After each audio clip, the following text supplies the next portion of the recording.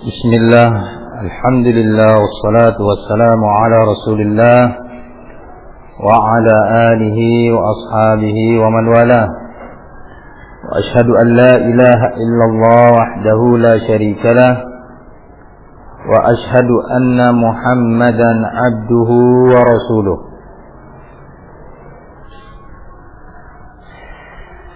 Baik, sebelum dilanjutkan ini ada pertanyaan. Pertanyaannya adalah, ada seorang yang dia berprofesi sebagai seorang dokter dan ia juga di waktu yang sama disebut Pak Kiai, sebab dia punya pondok besar. Ia bisa menyembuhkan penyakit dan bisa pula meramal seseorang yang ramalannya itu ada benarnya juga, dan ia bisa menyembuhkan penyakit seseorang dengan hanya mengetahui namanya saja.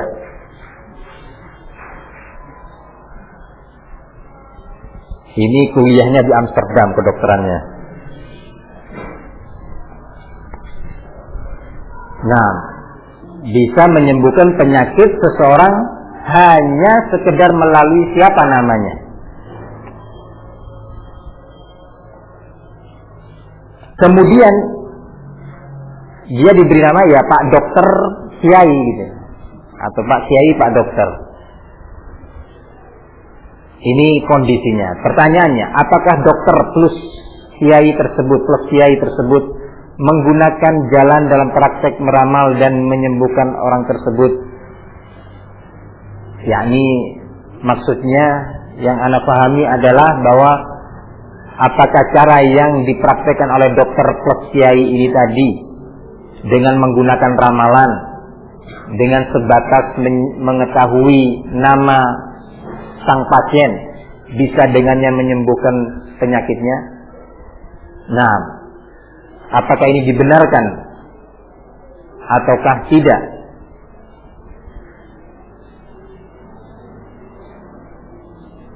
Anda masih mau kuliah dulu. Kira-kira ini memang ada nggak dalam ilmu kedokteran? Mengetahui jenis penyakit seseorang dengan mengetahui namanya. Mungkin ada yang dari kedokteran? Nah, wallahu alam ya ikhwan, ajaib. Di daerah Situbondo itu ada, maaf ya orang Situbondo, ada seorang ya yang ngobatin, dan subhanallah rame yang datang ke tempat tersebut. Itu kalau nggak bisa datang orang yang sakit, cukup dengan membawa foto dan tanah di depan rumahnya. Iya, saya membaca brosurnya itu. Nah, jadi sanadnya Ali, nggak banyak, sanadnya tinggi, langsung dari brosurnya. Nah, bawa foto, pas foto hitam putih jangan lebih dari setahun, tapi foto dia tapi jangan lebih dari setahun. Nah, jadi kalau setahun nggak diterima, lebih dari setahun. Nah, dan membawa tanah yang di depan rumahnya. Subhanallah. Maka perlu diketahui yang seperti ini semuanya adalah praktek perdukunan, sihir, dan barakallahu fikum, digolongkan perbuatan ini adalah perbuatan syirik. Nah, dan kebanyakan mereka atau mayoritas mereka, kalau tidak dinyatakan semuanya, dalam praktek mereka berta'awun, bekerja sama dengan jin. Nah, bekerja sama dengan syaitan, yang mana syaitan tersebut telah memperbudak dukun-dukun tadi. Memang nampaknya dukun tersebut memiliki dan bisa menguasai jin. Jin mau diperintah oleh dia, tolong ini keluarkan apa penyakit orang ini, usir jin yang ada pada badan dia. Nampaknya jin-jin yang ada di bawah kekuasaan dia benar-benar tunduk kepada dia. Pada hakikatnya justru terbalik, dia yang menjadi hambanya si jin. Kenapa? Karena si jin tidak akan memberikan pertolongannya atau bantuannya kecuali jika syarat-syarat yang dipersyaratkannya dipenuhi. Misalkan banyak puasa 3 hari, puasa mutih, ya, atau tulis Al-Quran dengan darah ayam yang dipersembahkan, ya, tulis ayat kursi dengan darah ayam yang disembelih, atau barakallahu fikum setiap malam Jumat tertentu kamarnya itu ditaburin melati. Ya, ini upacara-upacara, ini ya kawan. Ditaburin melati dan didupai. Nah, dan berbagai macam persyaratan-persyaratan para syaitan yang dibisikkan kepada telinga sang dukun tersebut.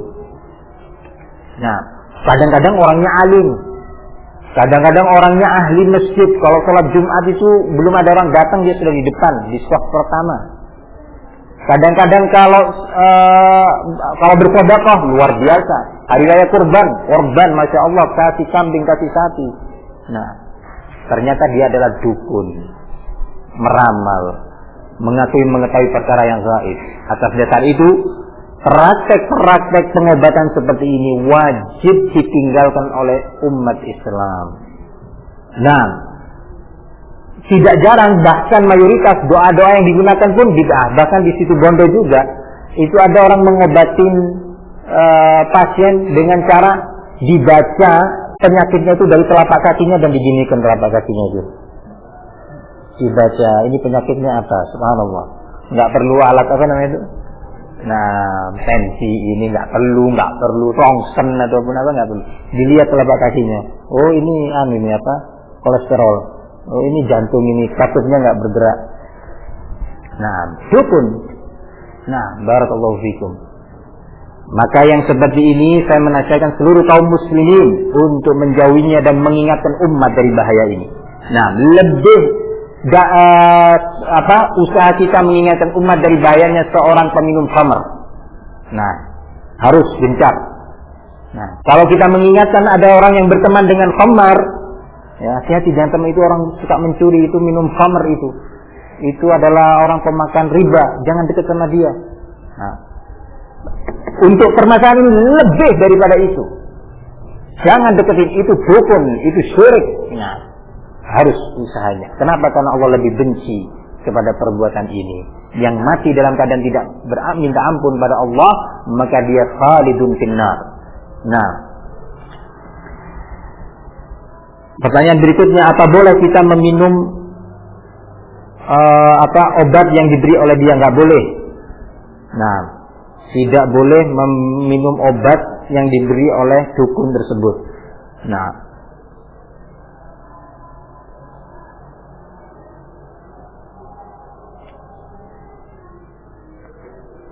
apakah dokter plus kiai tersebut telah berbuat syirik? Iya.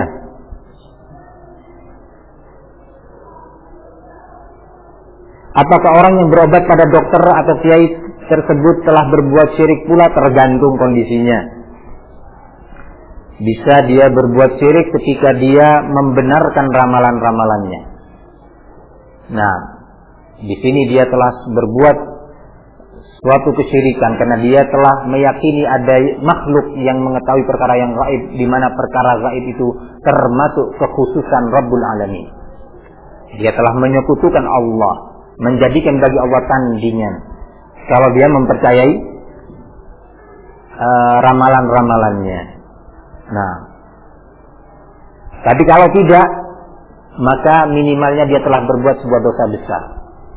Kenapa? Karena Rasulullah menyatakan man ata kahinan aw arrafan. Naam, barakallahu fikum. Naam, la tuqbal lahu salatun 40 yawman. Barang siapa yang datang kepada seorang dukun atau tukang ramal,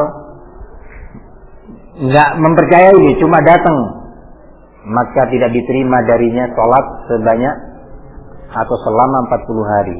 Ancaman yang sangat besar dari Rasulullah SAW menunjukkan bahwa itu adalah kabirah minal kabair, salah satu dari dosa-dosa besar.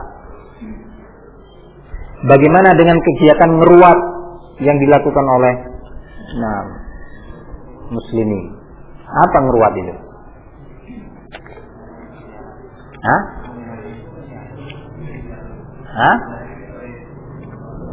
Kenapa? Entar dulu satu-satu. Ini banyak versi. Komar, fadhal Komar.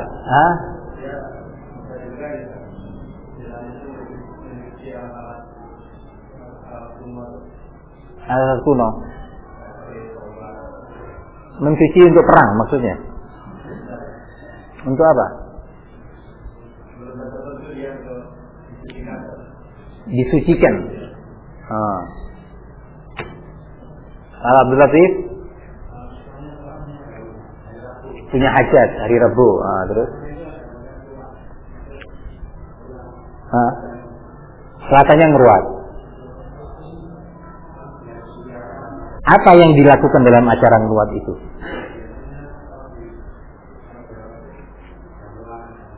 Gamelan.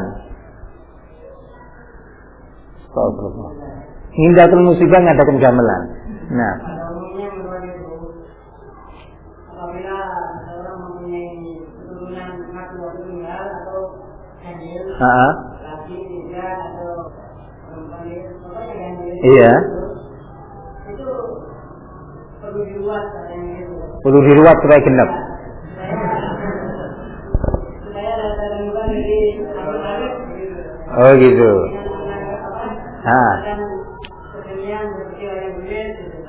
Gitu. Umumnya gitu ya. Mencopatan itu juga. Iya. Nah, ada lagi ngeruat itu apa? Sama kayak gitu. Di Cilacap gitu juga. Masya Allah. Nah, minimalnya adalah bid'ah, minimal.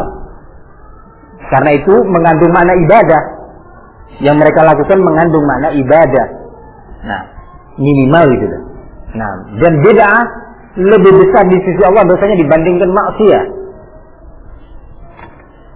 Belum lagi kalau di sana terdapat doa-doa yang mengandung kesyirikan atau akidah-akidah. Misalkan bahwa dengan dicucinya keris atau disucikannya tombak-tombak yang antik ya. Pusaka-pusaka itu, dengan ini mereka meyakini bahwa bala atau musibah bisa tertolak. Kondisi ini bisa membuat atau menjadikan pelakunya jatuh kepada perbuatan syirik asghar, ya, dan bisa menjatuhkan pelakunya kepada syirik akbar. Kapan dinyatakan jatuh pada syirik asghar? Kalau dia sebatas meyakini bahwa benda-benda ini ketika dicuci merupakan sebab tertolaknya bala, merupakan sebab perantara ditundanya sebuah musibah. Nah, tetapi ketika ditanya siapa yang bisa mencegah musibah? Allah. Loh, kenapa kok dengan ini? Ya ini sekedar sebab saja. Sebab untuk supaya besok waktu kemantenan tidak ada angin ribut. Nah, ini syirik asghar. Kenapa? Kaidah yang telah diletakkan oleh para ulama, ja'lu ma laysa bisababin syar'iyyin wala kauniyyin sababan fahuwa syirik asghar. Syirik asghar itu diantara definisinya di samping riya itu salah satu dari syirik asghar. Juga diantara syirik asghar adalah menjadikan suatu perkara sebagai sebab sembuh, sebab rezeki, sebab tertolaknya musibah, dan yang lainnya, sebab pinter, ya, sebab lulusnya ujian. Yang mana perkara tersebut yang dijadikan sebagai sebab tidak ditentukan baik secara syariat, yakni Allah tidak menyebutkan dalam Al-Quran bahwa mencuci keris atau pedang itu bisa menolak gempa. Allah nggak menyebutkan. Rasulullah juga tidak menyebutkan secara syar'i. Secara kauni, jadi secara hukum alam, yang kemudian dari sana manusia menggali ilmu kedokterannya, ya, atau sebab-sebab terjadinya suatu perkara secara hukum alam juga tidak termasuk yang disebutkan dalam hukum alam tersebut, kemudian dia jadikan sebagai sebab, maka itu digolongkan syirik asghar. Misalkan, ya, supaya dia hilang hausnya, ya, supaya dia hilang hausnya. Kalau secara hukum alam gimana? Tidur apa makan? Minum. Iya, minum. Barakallahu fiik. Jadi nggak tidur nggak makan. Minum, barakallahu fiik. Iya. Lah dia enggak, supaya hilang hausnya misalkan, coba Anda dengan telunjuk ini menuding ke arah timur ke pohon itu dan silakan. Nah, ini bisa menghilangkan haus. Nah, tentunya ya kawan, secara hukum alam apa benar seperti itu bisa menghilangkan haus? Tambah haus karena asin. Nah, barakallahu fikum. Ini syirik asghar. Nah, ingin sembuh dari penyakit diarenya, begitu juga. Gimana caranya? Coba Anda berdiri, Anda ambil tali benang, kemudian Anda taruh di depan mata begini selama 10 detik, lihat. Nah, secara hukum alam bisa nggak itu? Mungkin Ustaz, karena kalau konsentrasi, jadi urat-urat syaraf itu, iya, ini filsafat bom. Barakallahu fikum. Kalau diare ingin sembuh, minum obat diare, makan daun jambu biji itu, iya, yang bisa menghentikan diare. Barakallahu fik. Nah, atau minum teh yang tanpa gula, atau yang lainnya, obat-obat yang memang secara percobaan dan pengalaman manusia, umat manusia ini itu memang mujarab untuk pengobatan. Nah, sama dengan kasus itu tadi.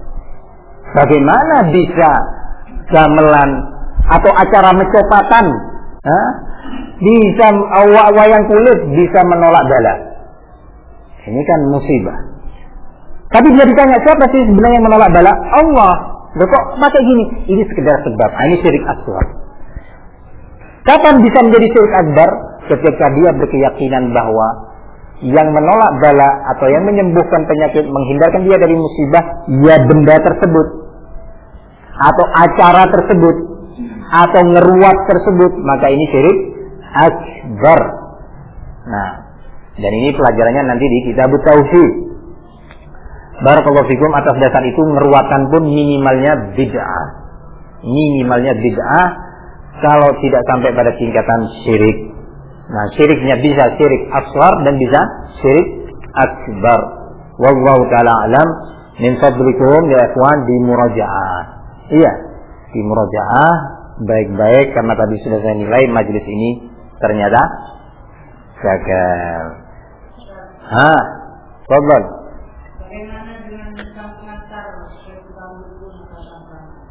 Minimalnya dia, sang pengantarnya, minimalnya dia telah berbuat dosa karena dia berta'awun dalam perbuatan ism wal udwan. Nah, perbuatan kemaksiatan. Nah, minimalnya.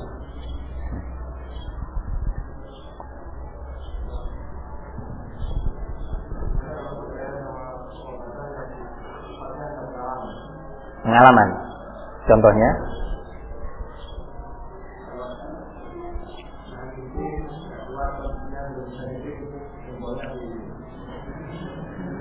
diapakan? Kasih karet. Ya sama. Syirik asghar.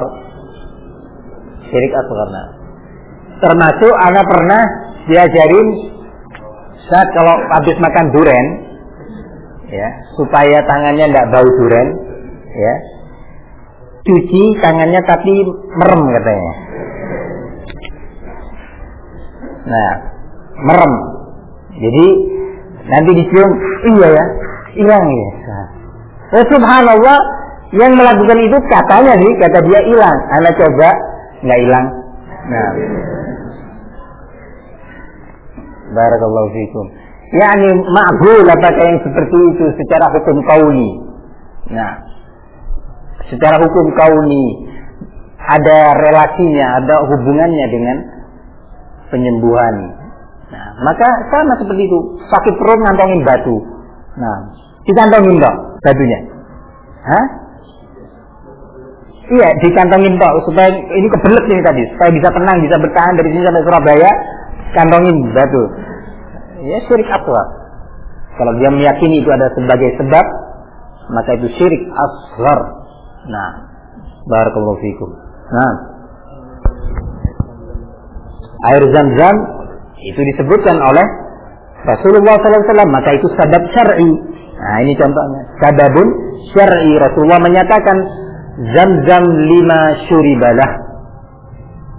Air Zam-zam itu untuk apa keinginan sang peminum ketika dia meminumnya?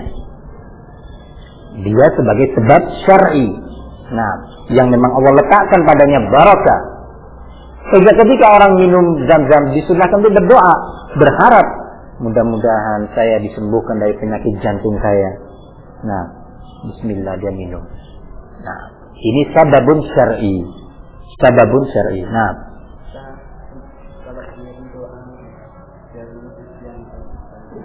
biar lulus ujian. Nah, iya. Bisa. Nah, minum air Zam-zam, doa sama Allah. Barakallahu fikum. Karena kalimat itu dari Rasul, Zam-zam 5 syuribalah. Untuk apa yang dia minum? 5 syuribalah. Nah, barakallahu fikum. Nah,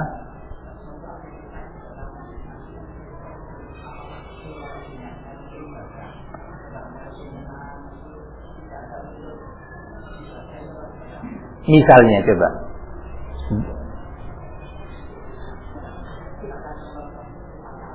Upacara apa itu ya? Upacara bendera.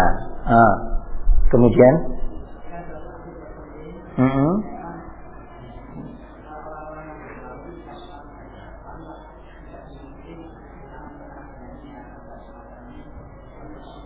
mengheningkan cipta itu kan doa ya. Yang dimohonin siapa? Yang dimintain dalam doa itu Allah ya. Yang anak tahu ya dulu ya, waktu masih sekolah gitu, SMA.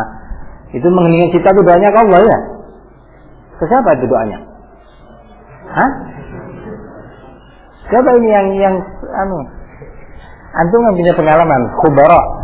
Nah, mengheningkan cipta itu kepada siapa doanya? Hah? Yang anak tahu kepada Allah. Kalau keliru ya betul kan? Karena kalau kepada selain Allah doanya syirik. Kan gitu. Kalau kepada Allah dan doanya tidak mengandung kemaksiatan, dengan cara seperti itu pada hari tertentu dengan perangkat-perangkat yang lainnya terkait dengan masalah itu bid'ah. Ini satu. Nah, lebih daripada itu, kalau pembicaraannya adalah seputar atau masalah upacara, ya pembahasannya banyak sekali kan, gitu. Ya, banyak sekali pembahasannya. Ketika dia hormat bendera, kan begitu. Termasuk itu kan. Nah, itu bahkan mengandung ibadah, mengandung nilai dan makna ibadah. Apa itu ibadah? Ibadah itu dijelaskan oleh Al-Imam Ibnul Qayyim rahimahullah, wa ibadatur rahmani ghayatu hubbihi ma'a dhulli 'abidihi huma ruknani. 2 rukun ibadah yang harus ada. Nah, sehingga sebuah amalan, sebuah kegiatan ya, tertentu yang mengandung 2 jenis rukun ini tadi, itu dinamakan ibadah. Kalau diberikan kepada Allah, tauhid namanya. Kalau diberikan kepada selain Allah, namanya syirik. Misalkan, apa itu 2 rukun tadi? Pengerendahan diri, ya, puncak pengerendahan diri, dan puncak pengagungan, atau puncak kecintaan, mahabbah. Ketika seorang melakukan upacara bendera, hormat, sang saka sedang berkibar, dia punya kecintaan tertentu kepada sang saka, karena memang sejak masih kecil didoktrin. Nah, bentuk pengerendahannya, dia harus tetap begini, mobil harus berhenti, orang sholat Jumat mobil tetap lewat. Iya, kalau ini mobil harus berhenti, jangan ada yang tertawa. Berapa dulu kasus teman kita yang tertawa ditempeleng oleh guru di saat upacara bendera. Kenapa? Tidak menghormati sang saka.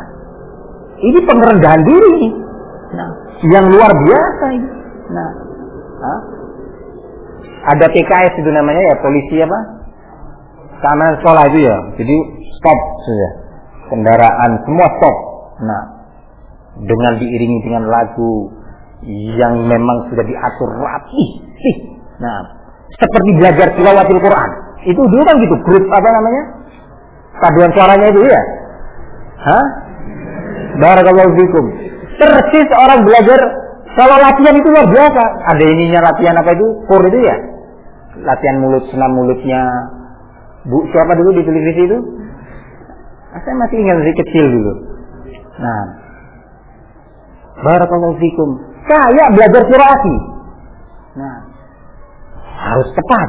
Nah, disertai dengan pengerendahan diri dan pengagungan yang luar biasa. Nah, ini sudah memenuhi dua kriteria ibadah yang disebutkan oleh Imam Ibnul Qayyim rahimahullah. Nah, dicium-cium itu sangsaka. Jangan ada yang berani, apalagi sampai jatuh. Wah, bahaya kalau sampai jatuh sangsaka. Quran jatuh, aduh, paling cuma gitu. Jangan jatuh kan ini Quran. Sangsaka jatuh, oh urusannya bisa ke pengadilan. Kalau dulu subversi ya, bahaya. Barakallahu fikum. Nah, jadi bisa sampai pada tingkatan syirik perbuatan seperti itu karena mengandung itu tadi unsur at-tadallul dan unsur al-mahabbah atau unsur ta'zim dan unsur mahabbah. Nah, pengagungan dan kecintaan. Nah, ya. Bagaimana dengan seseorang yang bertempat tinggal katakanlah di suatu tempat yang menurut seseorang itu asal dari satu rumah. Kemudian dia merasa takut di tempat itu, terus karena saking takutnya dia ini mungkin baca Quran atau memutar sakit korotan untuk mengurangi rasa takutnya gitu. Apakah itu termasuk yang merendahkan diri? Enggak, kalau seperti itu tidak. Karena Rasulullah sallallahu alaihi wasallam menyatakan la taj'alu buyutakum maqabir. Naam, fa inna asy-syaitan yanfiru min al-bait alladhi tuqra'u fihi suratul Baqarah. Nah, janganlah kalian jadikan rumah-rumah kalian itu seperti kuburan. Nah, maksudnya banyak-banyak baca Quran di rumah. Karena sesungguhnya syaitan lari dari sebuah rumah yang dibacakan padanya suratul Baqarah. Sehingga ketika kita merasa takut, merasa tidak tentram, merasakan ada sesuatu yang akan mengganggu, kita baca Al-Quran. Nah, supaya hati kita tenang. Ala bizikrillahi tatma'innul qulub.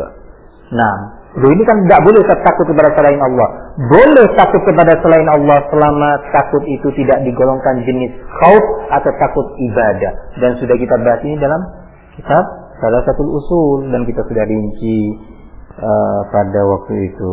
Wallahu a'lam bishawab. Ila huna wa sallallahu ala nabiyyina Muhammad wa ala alihi wa sahbihi wa sallam. Alhamdulillahirabbil alamin.